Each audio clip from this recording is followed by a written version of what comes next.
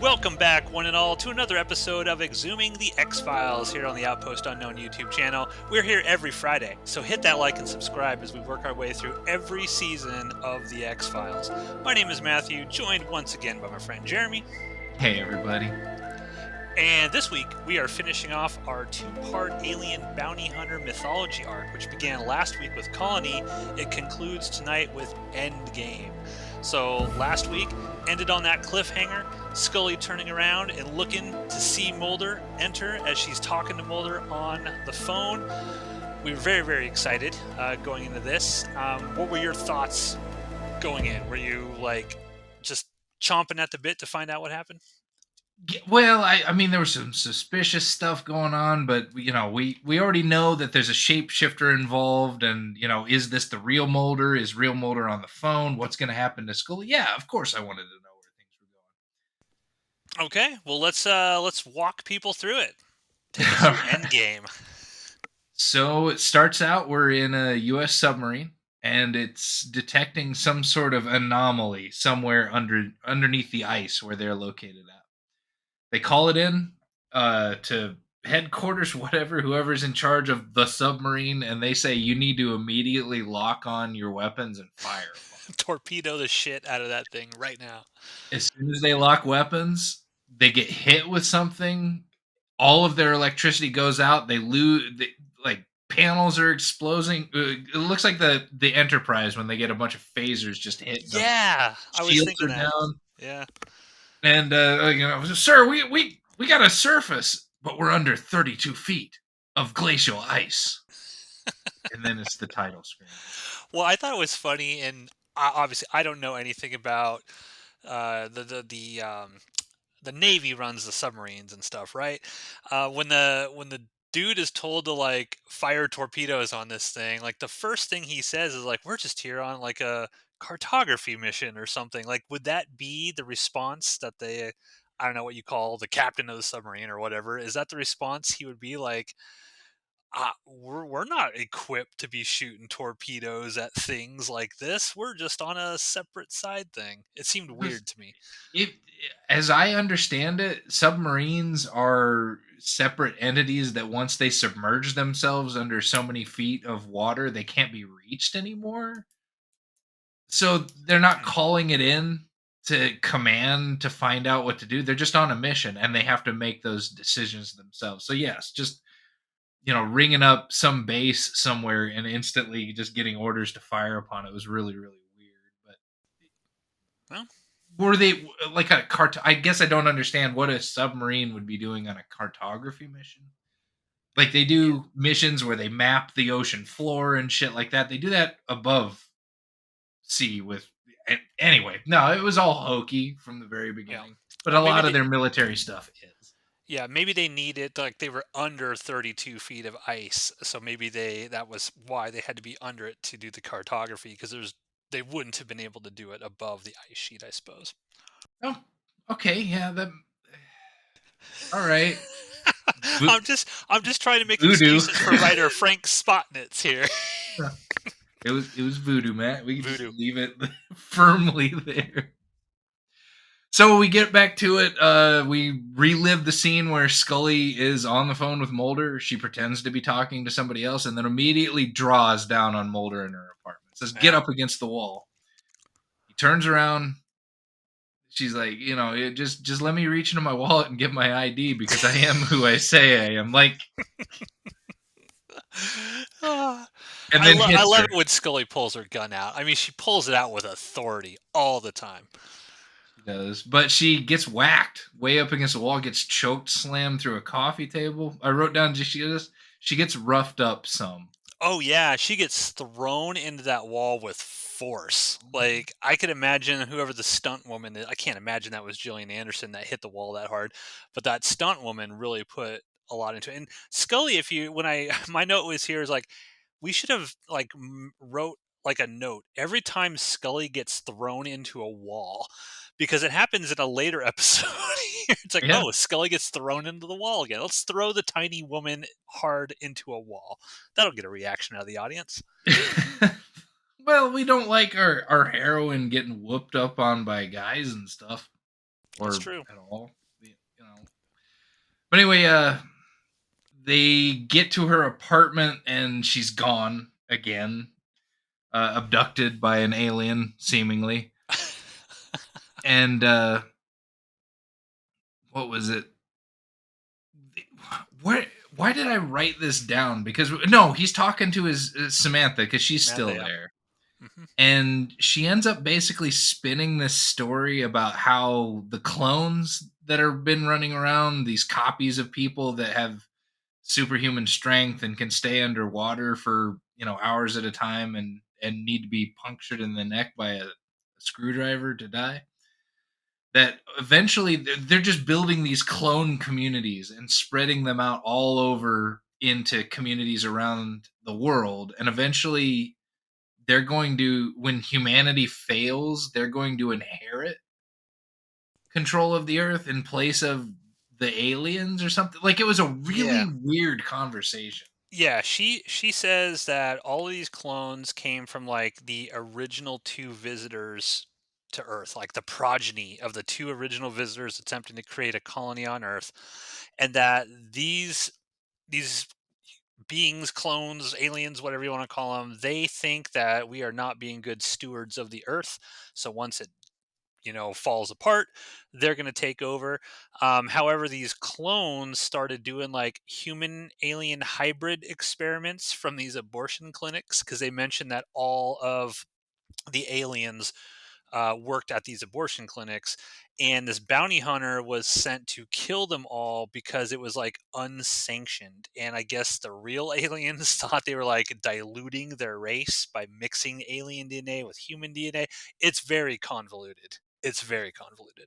It was hard to follow for a minute there, because but anyway, he it somehow further ingratiates her as Fox's sister, but it seems hokier as time progresses, that this chick is not telling the truth, Well, yeah, and and she's just yeah, yeah. I have this note here because it was the writing of this episode was very poor, as was the mhm. pacing of it. Because right before she gives this story, and like the scene right before this, Samantha tells Mulder, "Don't worry, Scully's alive. The bounty hunter is going to contact us because he wants a trade. Like you got to give me up, and then he'll give you Scully. It's just we got to wait and see." And she mentioned something to Mulder, like, "I know this seems incredible," and then Mulder's exact quote is, "It doesn't seem incredible at all," because of course he's Mulder, he believes all this weird shit. And the very next scene is him pacing back and forth in his apartment, I presume, and he's like, "It's unbelievable," and he's basically now arguing with Samantha and not believing what she said, literally in the span of about 5 seconds, from "it doesn't seem incredible to me at all" to "this is unbelievable." Poor writing. Mhm. But Mulder comes across as a guy that's just constantly doing mental gymnastics. So Yeah. it's it's the character. Yep. But then Skinner decides to visit Fox at his house. I think it's the first time we've seen this happen before. Yeah, his boss goes to his apartment and knocks on the door. I did write a note that nobody is sweating in this episode yet, so there's Oh, probably not going to be any action. Um, and Mulder convinces him that Scully's been kidnapped. This is my sister, and Skinner's like, "What? yeah. He has the most like the audience reaction, like, What?" "What? What are you But talking about?" But he immediately convinces Skinner to get a hold of a sniper and that they're going to go Yeah. visit the guy that's going to do the hostage trade. Like, no other people involved. Just get a sniper and go lay down with him in some bushes next to this bridge. We'll Well, take he care of he everything. says that great line. He doesn't even mention the sniper. He just like, if I've ever needed your trust, or you got to trust me right now, Skinner." And Yeah. then like the next thing is Skinner's just got a sniper on Yeah, just standby. sitting. And they know, like, they had to inform him that you have to shoot this guy at the base of the neck or otherwise it's not going to kill him. And they just accept that, I guess, because the sniper was there for it. So, under with no due process or orders being written, Skinner just gets a hold of a fucking sniper to Yeah. come kill this guy. Well, we find out Skinner's kind of a badass in this episode, so you Yeah. know, Okay, he a seems like little he bit. seems like the kind of guy that just would know a sniper on hand at any time. Okay, man. All right. So, Voodoo. voodoo, the voodoo smoke bomb. Here it comes, baby. All right. So the sniper is aiming at him. They do the trade, despite Fox saying, don't to his sister, like, don't fuck this up. We'll take this guy out. She does it anyway and tries to Uh, stab the clone guy. He gets shot, apparently. They go in the water and they just vanish. And this is something that I've noticed in this show. The only time that they get away from law or lawmen or the FBI or the U.S. military, whenever you need to just vanish in this episode, you go underwater. It happened to the original clone guy that just jumped in the water during a car chase. It happened to the fish man in the sewer. Like, if you just want to disappear and never get found again, they just dump you in the water in this fucking television show. yeah, I mean, it's murky down there, Jeremy. Yeah, It's hard to see. yeah. 4, maybe 5 feet deep. Oh my God. I like the line that Mulder had to Samantha Descartes, like, these guys can hollow out a dime at 200 yards. Yeah, that was pretty. I mean, yeah, that was a pretty cool line. But it didn't give her the confidence not to try to stab the bounty hunter to death Yeah. with a little screwdriver. But that aside, they fall in the water. Samantha disappears. Or the shape shifting hunter guy disappears. They scour the water until they eventually find the sister's body, and then the sister immediately starts decomposing into a green goo that Scully gets to witness, Yeah. like, firsthand. But they don't. Like, later in the episode, they're like, we have no evidence that any alien thing, like, all of this stuff. Like, why did you scoop up some of that green goo and, like, do a DNA test or something, because they did it to that stuff earlier with the alien frozen baby a long time ago when Deep Yeah. Throat got shot. And there was like, okay, you had alien DNA then. You had a bag full of it in the back of that ambulance, but no, Yeah. no, that didn't happen. Let me see. I gotta catch up. Where am I? I like where Mulder tells Scully that the bounty hunter is an alien, and she's like shocked, and she's like, "Is that what you're going to tell Skinner?" And then he's like, "I already did. That was the easy part. Now I have to tell my dad." Oh my God, that scene. I'm just gonna skip to that scene. No, wait. Yeah, I can. Yeah, it's right after. Because he goes to tell his dad, and it, I'm sorry, but David Duchovny is not a great actor at times in this show. When he really needs to pull emotion out, like, he just fails to do it. And he does it in future episodes. He's done it in past episodes. He was so bad at doing this to tell his father that he was sad that when he starts telling his father, you cannot see Mulder's face. You can't see his expression, nothing. It starts with the camera at Mulder's back, and he's completely facing the opposite direction of his dad when he delivers like 3/4 of this speech to his dad that he lost his sister. Yeah, I love the idea of this scene. And the guy who plays the dad does it really well Yeah, because he's got that sort of like that he doesn't come out and say, Mulder, you're a fucking loser and like you really fucked up. He's got that stern, understated where it's like you just look at his face and you know how pissed off he is. He mentions that thing, he's like, do you know what this is gonna what it's gonna do to your mother, you piece of shit, that you yeah. let him go. The dad is awesome. David Duchovny, you're correct. He like this could have been a moment that for him that was like Scully in Beyond the Sea when she's screaming and yelling at Brad Dourif for really emotionally breaking down. He did not pull it off here. It No, was he didn't it deliver. was it was cringy. And it was so bad that they shot half of the scene with his back turned to the fucking camera. It was so awful. They're just cutting away. Oh, we'll just dub it in. Yeah. Just get more of Dad because he showed up today to act. Agreed. So oh God, it was sad ass scene where he tells Dad about it. His dad's all mad, and then He gives him a letter from Samantha. He's like, Samantha, by the way, oh you yeah, oh piece of by the way, shit, Samantha left this for you. and it's an address with a key card to get into a secured building that he goes to. He gets to that building. He's about to go in the front gate, and then Scully calls him and says, "Hey, your sister's dead. We found her body." And then they get off the phone, and it starts decomposing immediately, which wasn't weird Yeah. enough.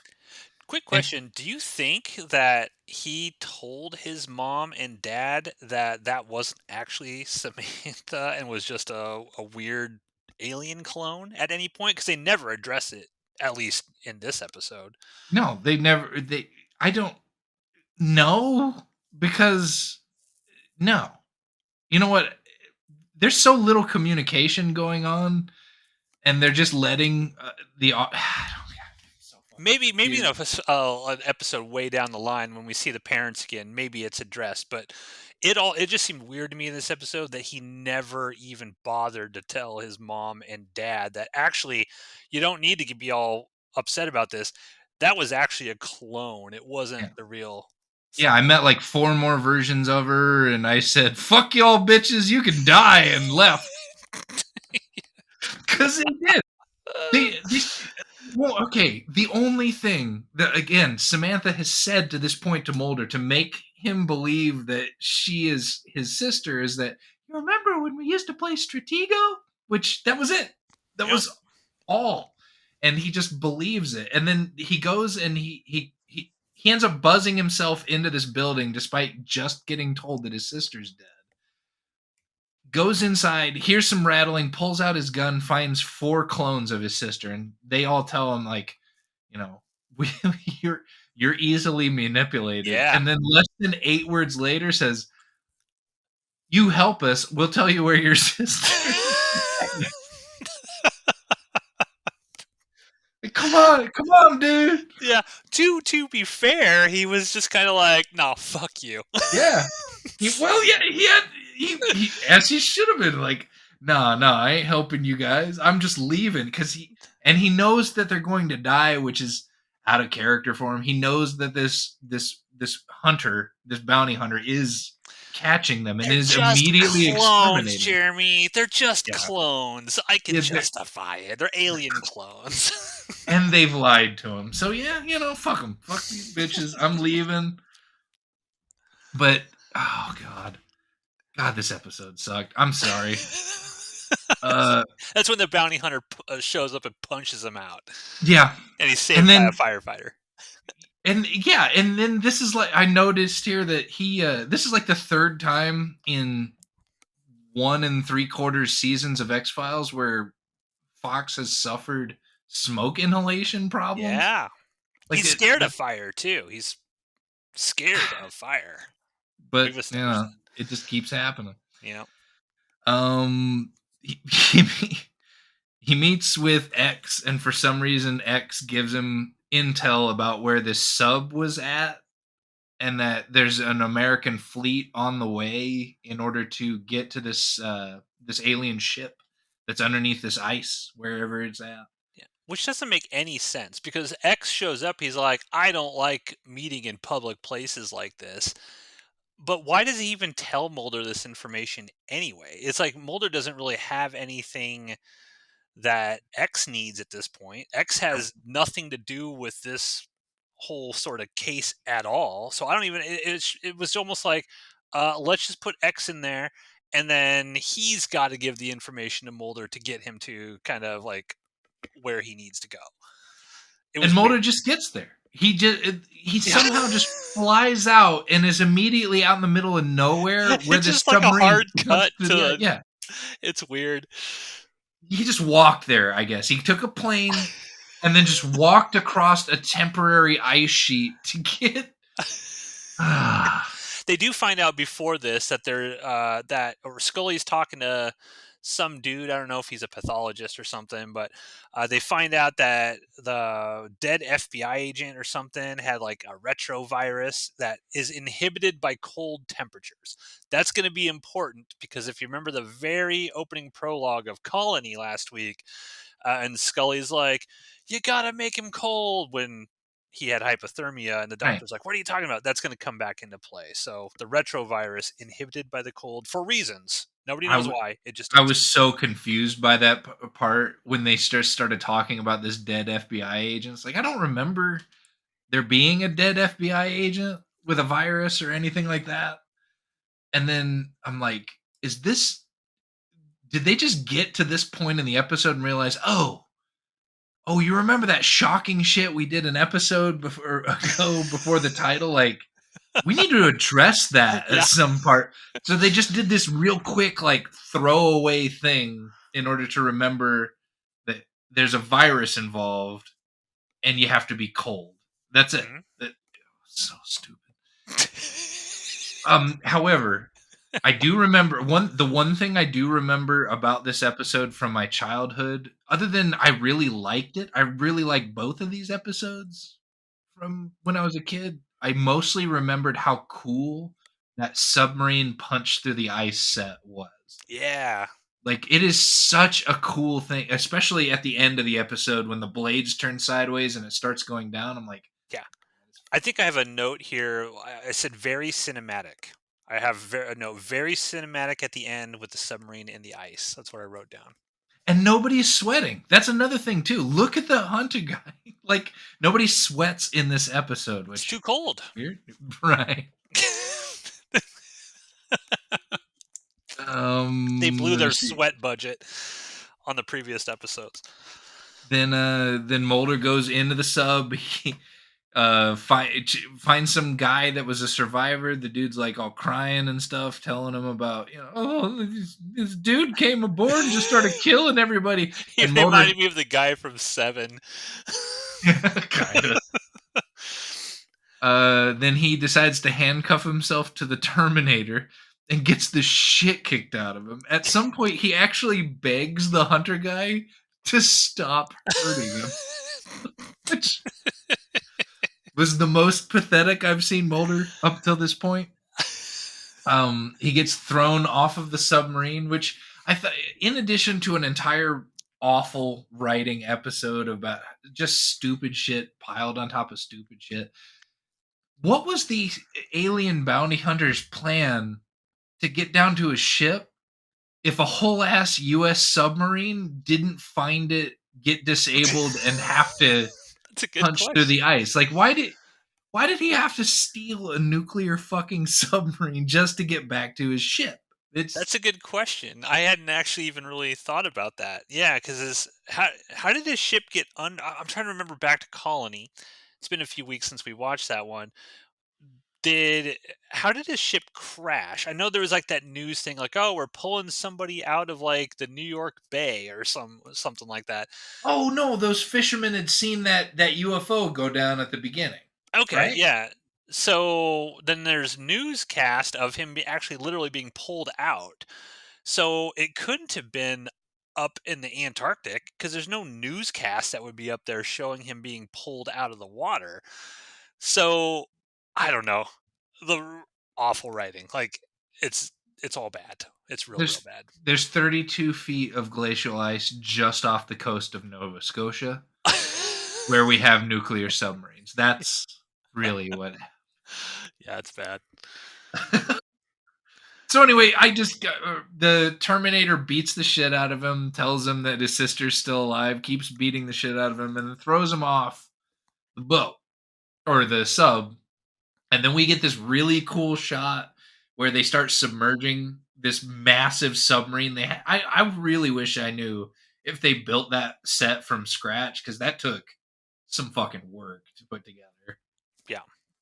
Mulder almost gets cut in half, and then he gets back to civilization, and we get back to the really quick, just throwaway shit from Scully. Hey, if you don't stop heating him up, he's gonna die. And then they cooled him down, and then somehow they Yeah, gave him some electrolytes. there's that really bad, I don't know if it was the like the voiceover when Scully is saying something. She was like, Mulder's life was saved with science. I'm like, oh god, like bad writing. We did forget to mention, so while Mulder's up there dicking around in this submarine, Scully's trying to find him. So there's a moment when Oh yeah. she's going all over, like she goes to Skinner in the office, and Skinner, and she's like, "Can you go through unofficial channels to find Mulder?" And Skinner's like, "Fuck off, Scully. It's his problem. He went there, didn't tell anybody. Let him deal with it. I'm not helping you." So then Scully goes to Mulder's house, puts up the X in the window, and then X just shows up. And then when Scully opens the door, he's like, "Oh, wrong door. Sorry," and just walks off. I'm like,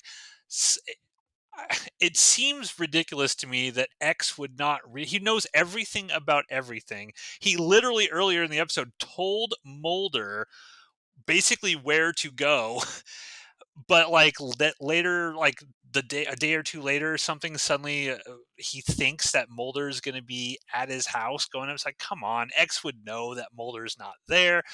Regardless, X won't help her out, and then we get that moment where Skinner beats the shit out of X. They have that fight in there, and then somehow Skinner gets X to actually tell him where Mulder's at off camera. Like we don't actually see X break, but we know he breaks. But you do get that funny moment where Skinner goes back up to Mulder's and knocks on the door, and he's all bloody and beaten, and he knows exactly where Mulder is, down to what Mulder did, Coordinates. like how he chartered a flight at this airport with this much money and blah blah blah blah blah, which goes back to the fact like why the fuck did X show up at Mulder's apartment and act surprised when Mulder was not there if he could tell Skinner every fucking detail about what Mulder did on the way up to this thing, yes, last night. It's horrible writing. It's just terrible. I I'll take it one step further. X exits or Skinner had not coordinated with Scully that this was happening at all. The window thing, the waiting out X, the talking to him, and Skinner doesn't know who X is. Mhm. They haven't been seen together. They haven't had a meeting together. Not like I want to say that Deep Throat was around sometime. The cigarette smoking man has been around Skinner Yeah. sometime. X has been a part of that in no way. It was just a well-dressed black gentleman exiting an elevator in an apartment building, all of a sudden getting assaulted by a director of the FBI. Oh, yeah, that's a good point. Just Hadn't thought jumps about to a huge conclusion and starts kicking the shit out of him. Like, that. Oh God. A couple other notes I had here. The alien bounty hunter, when he's beating the shit out of Mulder, does tell Mulder that his actual sister is alive. So there is that sort of, we got to keep this nugget going for another, got 8 seasons, right? Samantha's it still was out the there only somewhere. really interesting conversation in this entire episode was between when Mulder was getting the shit kicked out of him by Yeah, the Terminator and the Terminator revealing things like you went to die for this and all that shit. yeah. Like that was good, but that was it. And the bounty hunter says at one point when he's beating, he's like, "I could have killed you anytime if I wanted Right. to, but why doesn't the bounty hunter just kill him now?"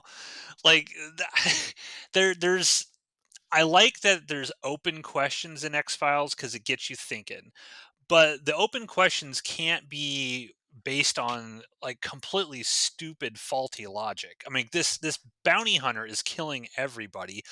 From what we understand, he's from another planet somewhere. He's got no connection to Mulder, no need to keep Mulder alive, and yet he just dicks around with Mulder, tells him he could kill him at any time, but then doesn't. And Mulder tries shooting him and he misses, and all the toxic fumes come out and start burning his eyes and whatnot. But it's so bad. It's such a Well, letdown from Colony. did It's such a letdown. did the bounty hunter kill any other or innocents throughout the last two episodes, or did he only kill clones? Um, well, the Because I FBI agent, right? Oh, yeah, okay, Yeah, the one that that he okay, in the impersonated. last Yeah. episode. Yeah, So yeah, okay. he was killing non Innocence, okay, clones. yeah. Yeah. It So wasn't some directive that he's, like, "Only kill the clones, do not touch the humans," or anything like that. No. yeah. I did like the line at the very end of the episode where Scully's sort of in the hospital with Mulder and sitting with them, and she asked him, "Did you find what you were looking for?" And he said, "No, but I found something I thought I'd lost: faith to keep looking." I thought that was a good line in an otherwise terrible script for this episode. So I like that. So yeah, I mean, your thoughts on Endgame? I These alien slash, Samantha slash like, these are the best episodes that led up to, like, the best movie of the 2 of them that came out by far. So these are the storylines that I think the fandom was always waiting for a continuation of, and we got that, at least in part, in the first episode of these 2, and then this one came in, and it's just like it was like the third Matrix movie, man. Everything that the second movie built up, it just gave you like a complete set of blue balls. It was so awful. Yeah, I feel because this was a different writer. I feel like Colony and Endgame should have been from the same writer. Like whoever, I can't remember who wrote Colony, but that individual should have also wrote Endgame. It felt like two completely different stories that they were doing here. It was just really really weird. Did not like this episode. I remember liking it as a kid. I Yeah. thought it was cool, like you, but watching it as an adult and understanding how good screenwriting works and how absent that was in this episode. Yeah, Pretty jarring. I was disappointed with this one for sure. But yeah, some notes I found on this episode for the fans out there. This was the first episode of the series written by Frank Spotnitz. Spotnitz, who came up with the idea to bring back Samantha Mulder and Colony, wrote this episode his first credited work on the show. According to Spotnitz, he, along with Chris Carter, were overly ambitious when writing this episode. Well, at least he has some realization.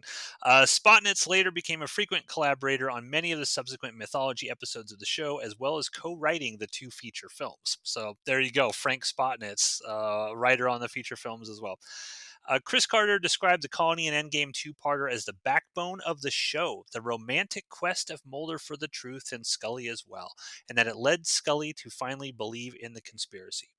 The grunt Scully utters when thrown through a table was insisted on by standards and practices, given the reasoning that the show needed to make it clear for the viewers that she was not dead. Oh, that's the thing. She gets thrown into a wall very violently, and then she gets thrown through like a Yeah. glass table. Choke slam to that Yeah, glass table. Yeah. yeah, yeah. According to executive producer Frank Spotnitz, it was, quote, arcane, bizarre logic that you have to deal with when you're putting a show on network television, unquote.